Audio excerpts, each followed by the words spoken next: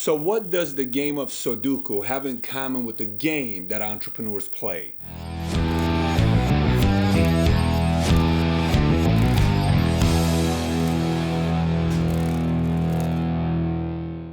So have you ever played the game of Sudoku? You know which game I'm talking about, where if you're on a plane, you'll see a lot of people playing on it, or you'll even see nowadays people playing out on the iPad or their iPhones, or they grab these folders and they play and they're just putting these numbers and everybody says, what is this game all about?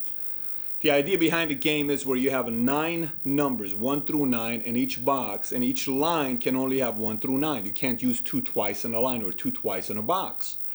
And you got to be able to fill the whole thing up, and they give you different levels. Some of them are easy, medium, hard, and you have also diabolical, which is supposed to be the hardest one. But what does Sudoku have in common with what an entrepreneur does on a daily basis? Well, I'll tell you. If you ever play the game of Sudoku, what typically happens with this game is you get to a point where you're so stuck.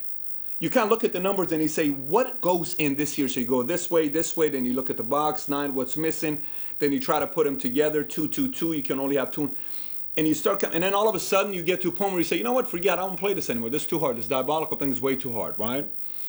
And you kind of just set it aside and you maybe start another game or you go to another game. You see, successful entrepreneurs who end up becoming and building what they build as their companies that outlast them and does very well for them is a lot of these entrepreneurs have a tendency of not stopping until they figure out the number. They are so obsessed about saying, I gotta figure out this number, because they want to finish the game they started. And a lot of times, a rookie or an amateur entrepreneur will play the game of being an entrepreneur, because being an entrepreneur, it's simply a game. That's why you're playing. Capitalism is a game. Free enterprise, free market is a game you gotta play. And when you learn how to play the game, it could favor you. But a lot of times, the reason why people don't win the game is because every time they get to a point where they don't know the answer, they just give up.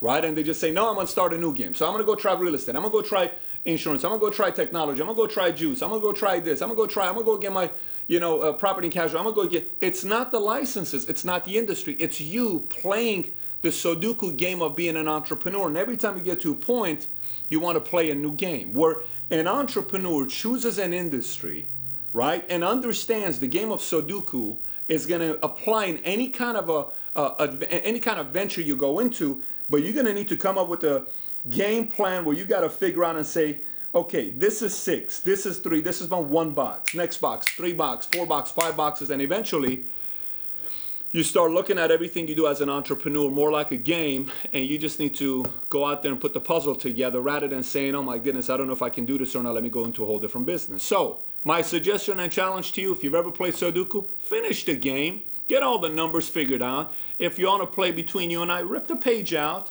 and go play it when you're by yourself and try to finish it up. Now, if you do the same and have the same mindset as an entrepreneur, some tells me that one thing you're struggling with as an entrepreneur to figure out, you eventually figure out. So with that being said, that's my message of the week to you, and please be sure to subscribe and share this video.